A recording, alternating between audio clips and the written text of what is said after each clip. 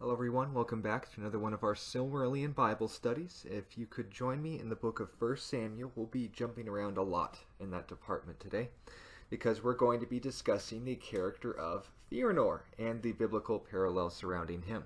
Now note, we will have future studies about the significant events in his life that we do not have time to discuss today, such as the kinslaying and such as, the Silmarils. That's going to be a study in of itself.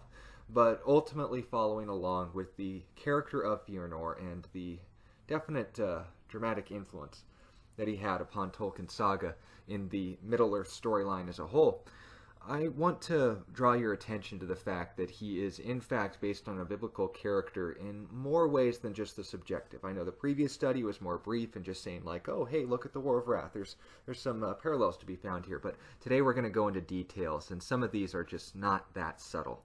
And I do praise for Tolkien in taking full advantage of these things, because if there's ever an example of a well-intended but corrupt king, then he hit the nail on the head in his choices for what source material to pick. So, 1 Samuel chapter 8 and verse 22, going on to chapter 9 and verse 2, the Lord said to Samuel, heed their voice and make them a king. Israel has asked for a king. They didn't need one, but they wanted one. And Samuel said to the men of Israel, every man go to his city. And there was a man of Benjamin, whose name was Kish, the son of Abiel, the son of Zeror, the son of Bechorath, Hebrew, son of Aphiah, a Benjamite, so a descendant from the tribe of Benjamin, a mighty man of power. And he had a choice and handsome son, whose name was Saul. There was not a more handsome person than he among the children of Israel. From his shoulders upward, he was taller than any of his people. So culturally, aesthetically, and just generationally, he was a very influential and powerful figure. And Israel records this finding of the founding of its first king, Saul, who was renowned as a military leader, very influential in politics, or what could be said of politics back then, and from a very significant family that was the final born child of Israel before his wife Rachel died in childbirth, which also included a prophecy over him and his descendants. In Genesis 49, when he handed off the inheritance to his kids, he gave a prophecy about each of his sons, and Benjamin, being the last of which, was given this prediction: Benjamin is a ravenous wolf. In the morning he shall devour the prey, and at night he shall divide the spoil. So in layman's terms, he'd have a bipolar streak. You pull a Katy Perry, hot then cold, violent then generous, just generally unstable, was going to be the legacy of Benjamin and what he'd contribute to Israel's history. Now, this guy named Saul, what was his life like? Well, he was given the responsibility of representing God to the people as a military leader and a political figure. Now, this was not only demonstrated by his physical stature and appeal to the eye, but also in his understanding of the scripture and the character of God. In the book of Deuteronomy, as well as in Numbers, there is a heavy emphasis in detail on God's part, who said, literally hundreds of years before this came into play, that, and this is 1000 BC, by the way, around that time period, usually around 11th century BC, but closer to the 10th. And as this time's happening in Israel, we have 500 years prior to the time and writings, or rather 450, but you catch the drift. 450 years prior for the writing of the Torah, the completion of it, and the invasion of Canaan.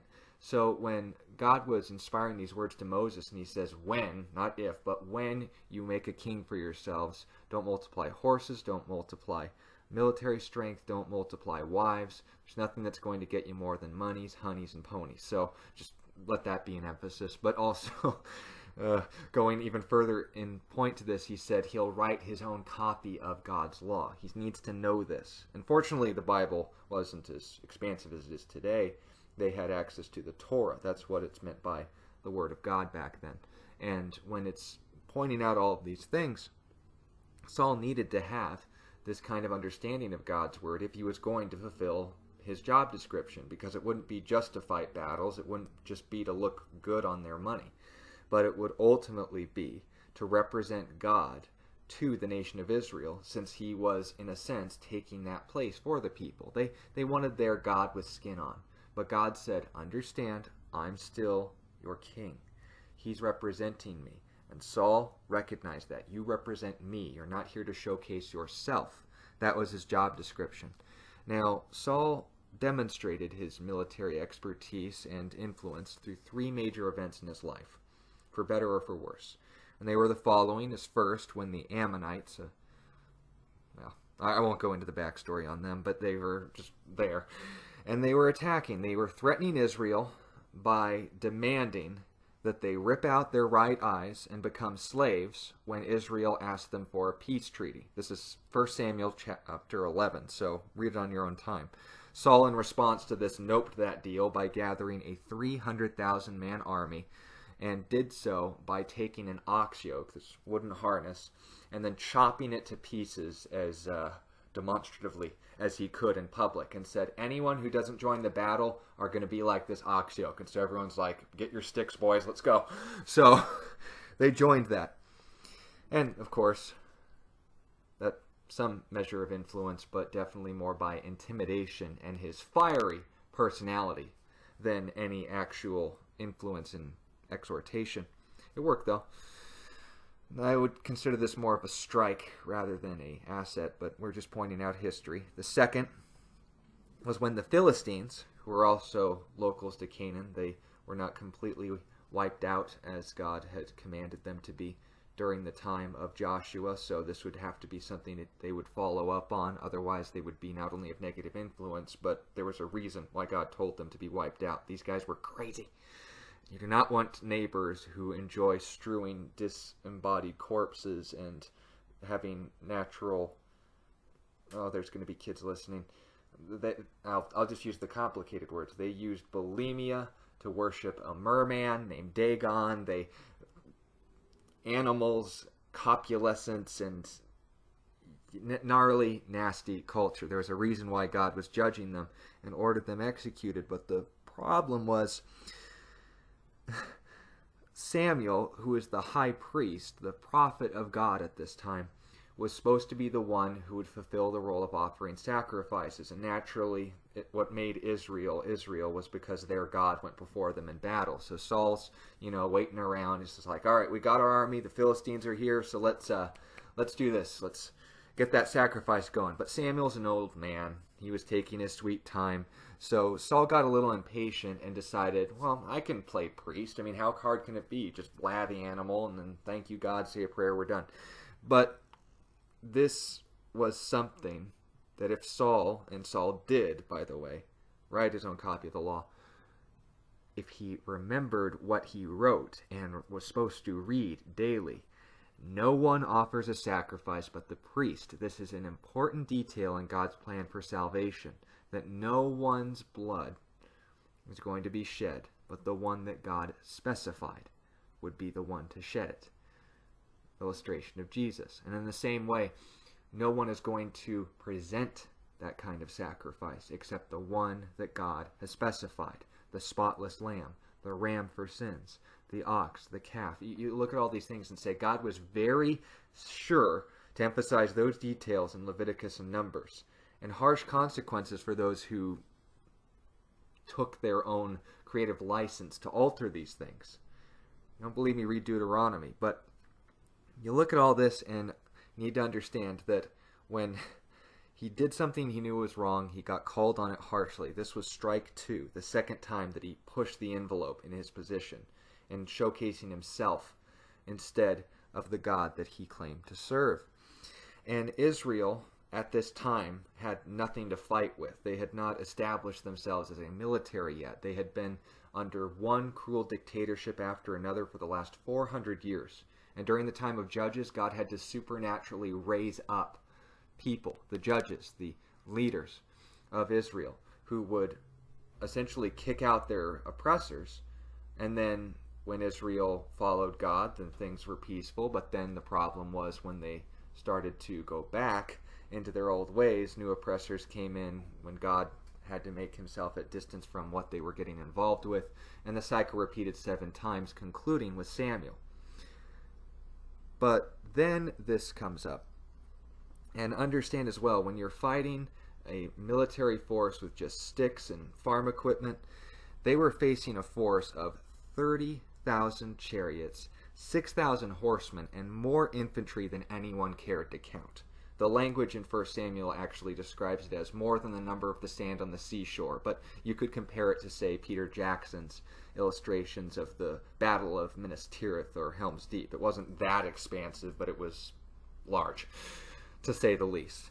And when these numbers were against them, understand, Israel was not in a position where they wanted to be making mistakes spiritually. Fortunately, Saul's son, his successor, was out on a scouting mission. He was climbing up the mountains, just kind of peeking over and seeing what the Philistines were up to, making sure there was no shenanigans going on.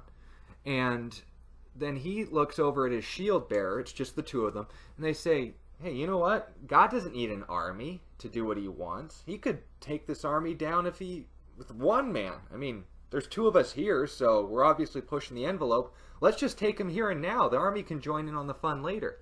And Jonathan, by himself and a shield bearer, just charge the line and take out a little more than 10 Philistines. God honors Jonathan's faith and sends an earthquake that routs the entire army. And meanwhile, Saul's looking on this after his major spiritual blunder and getting chewed out by Samuel. And then he looks over and the whole Philistine army's running away. And he's like, well, I didn't do that. Did you do that? Did you do that? Did you? 30,000 times later. But you look at all this and you're like, oh, this is my opportunity now to recognize God is on my side. God is going to do what he's going to do, and he's better at it than me. I should probably stick to his way, not mine, because when I tried my way, I got lecture from old man. When God did things his way, I didn't even notice. But instead, the next subsequent following battles, he starts sounding the horn that Jonathan's leading, and picks up this habit. He's taking credit. He's announcing the victories that his son and that God are fighting for him. Now, note, it wasn't like one-on-one every single time. And this incident with Jonathan's actually going to play a role in our study on the kinslaying later on. So make a note of that in 1 Samuel 14. But that was strike two. Saul, misrepresenting God's plan for salvation, misrepresenting the heart of God through coercion instead of just taking the opportunity in faith, like we saw in chapter 11. But then we get to Saul's strike 3, where he was given the chance to eliminate a terrorist tribe known as the Amalekites. Now, the Amalekites, again, nothing short of jihadis before it was cool. What they did was while Israel was wandering in the wilderness in the book of Numbers 400 plus years before, Israel was not exactly in a place where they were ready to engage militarily. They weren't fighting anybody. They were just on their way through the wilderness, dealing with after what happened at Sinai, not really trying to bother anybody, just going about their business. And the Amalekites attacked them. But no, not up front where the older men and stronger folk would be, but in the back where the old, the crippled, and the young would be. This deliberate attack on the part of the Amalekites earned them a curse by God and said, when you are militarily strong, you are to wipe these people out, because they, by their existence in this land, will only become a snare to you. They will only continue to attack you. You can't make peace with these people. I see their hearts. And now that they have drawn blood on my people, you are to finish the job when you have the opportunity to do so in a fair military engagement, and I will win the battle for you. So he is called to eliminate this tribe now that they have their weapons and a sound military force following the routing of the Philistines. So some time has passed. Unfortunately, when Saul finished the battle, he not only spared a lot of lives, but most significantly, he also spared their king. And this act of disobedience before God was his strike 3, note, as king of Israel. His role with God as a king was done. He didn't no longer have a relationship with God. That would still continue, but him serving as a king, as a political figure, a representative of God to the nation, 3 strikes, you're out. And Saul would hold on to the crown for another 10 years following this, but obviously not doing anything kingly. He spent it trying to hunt down and kill David, which we'll talk about here in a second. But also understand, it wasn't just that him sparing lives cost him his kingship. It would ultimately also, because of his disobedience of God's commands, it also ended up costing him his life. Because the death of Saul is just as significant as his life. Saul put 2 and 2 together and found out that after the Goliath incident that David, I totally did not intend to make that mistake, was the one that God was calling to replace him. So he said, I know, I'll kill him, and then that way God won't have literally any other option of who to replace me with. Then he'll have to give me back my position. Horrible logic. But he tried to kill David, who at the time was just playing music for him. He was a skilled musician. He wrote the majority of the Psalms, so I'd imagine he not only had some lyrics, but some note sheets, some spreadsheets for the music. And he threw a spear at him when he was invited to his court to calm down his fiery moods that developed after he rejected God for the 3rd time. The longer he stayed in a place where God didn't call him, the worse things got for him spiritually. And let's just say his bipolar streak became bipolar disorder. And whenever he'd have these moods, David would come to calm him down. Saul started muttering to himself, I'm quoting Levi Lusko here, all work and no play make Saul a dull boy. Red rum, red rum. And then finally he said, I'll pin David to the wall. David ducks and just is like, okay, I'm going to get you an iPod and find another job. No. Again, quoting Levi Lusko, and I encourage you to hear his study on this. It was fantastic. But the sermon series titled Sorry, Not Sorry, Stick a Needle in Your Eye. That's the message that these are referencing in 1 Samuel, which he goes through the whole book, in fact. I encourage you to read it. I'll provide a link if you ask. But all these things, again, going back to the point, he freaks out. He's getting worse and worse. And then finally people are just like, I have no idea why I'm even following you. It's not like we're even accomplishing anything militarily. We're literally in the middle of nowhere spiritually. Got this psychopath leading us, the guy who's obviously called to succeed you, is the guy you're trying to take out, and he spent the next decade of his life trying to hunt down David. And again, skipping the details that occurred in that point, you can read it on your own time. But when Saul spent these 10 years chasing after David instead of dealing with the Philistines, the Ammonites, the individuals that, are still a threat to Israel and need to be dealt with, they're regrouping their forces. And after 10 years, they get their military strength back and are prepared to ambush Saul. So on one of his escapades in trying to hunt down and kill David, he gets overrun by a Philistine attack and ends up not killed, but critically wounded in the battle. Now, the Philistines, as I said, there was a reason why God said, don't let these people coexist with you. You can't. They made habits of having fun with their prisoners and holding off death as long as possible for the sake of entertainment. And with all of this going on, Saul tried to kill himself, but ultimately couldn't. He has to shield bearer to do it. He wouldn't do it. So finally, just laying there in agony, trying to fall on his sword, but just making the suffering worse, but not hitting any vital organs, at least not dramatically enough to cause a death. Guess who comes by the body? An Amalekite.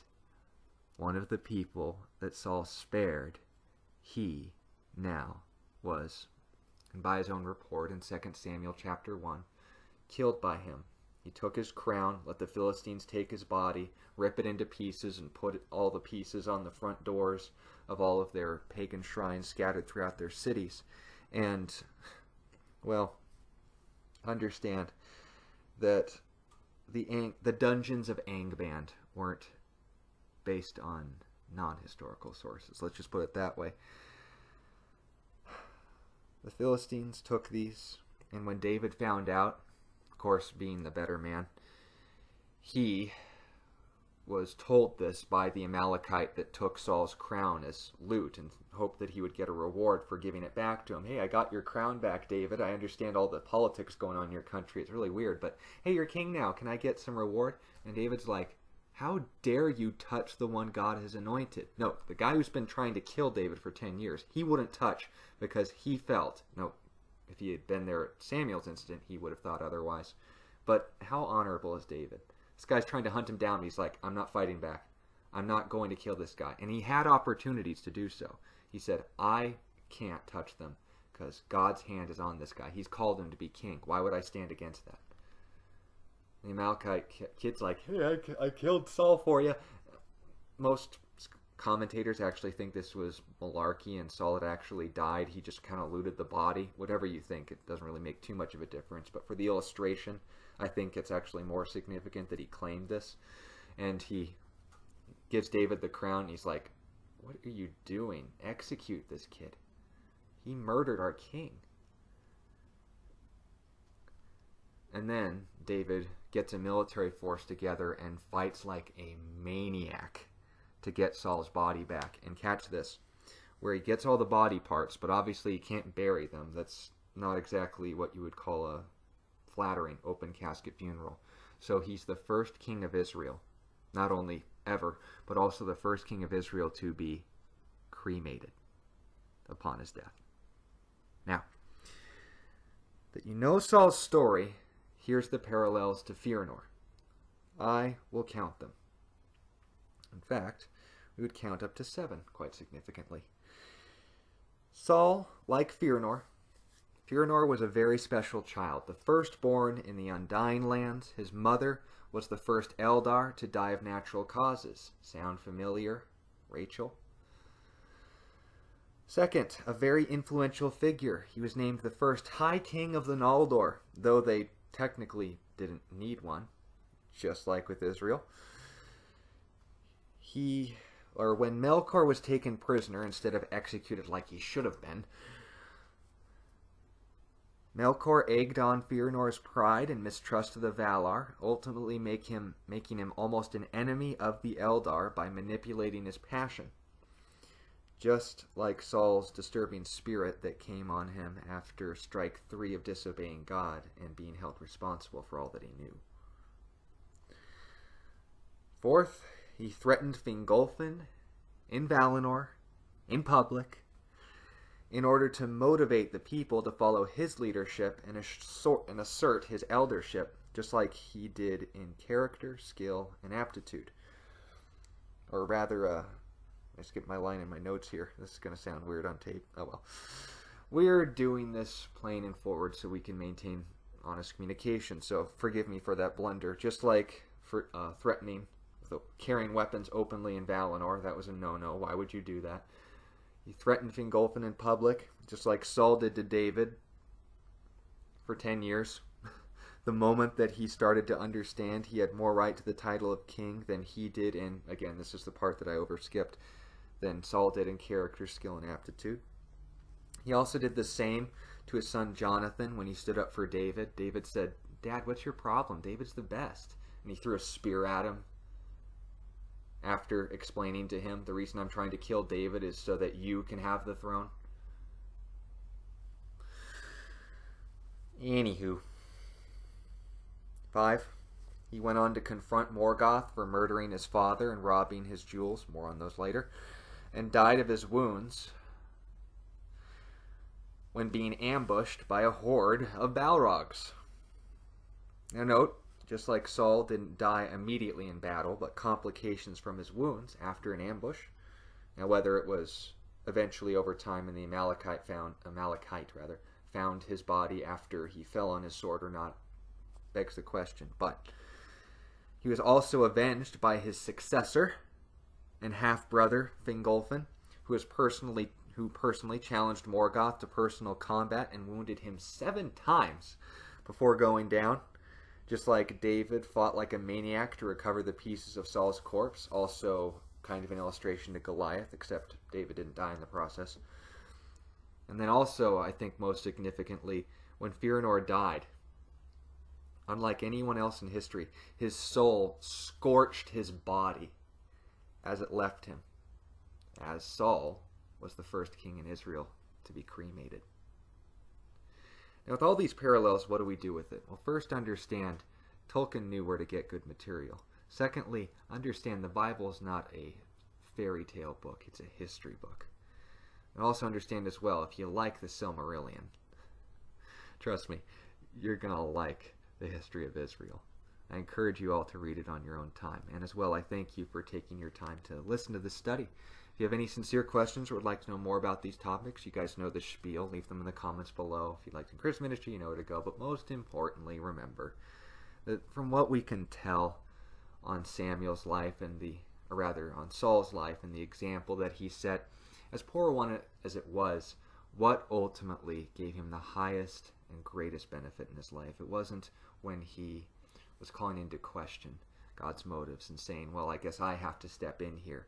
But it was when he understood that despite how I feel, God's the one who will ultimately see my success through. In the same way, Fearnor would have escaped a lot of grief if he had just brushed off Melkor and known that the counsel he was allowing into his head was less than savory. Consider your sources. Consider your friends. And once again, remember, as Jesus demonstrates his love to you, it's not to control you. It's to keep you from hurting yourself and making decisions that will ultimately cut a life that could have been used powerfully far too short.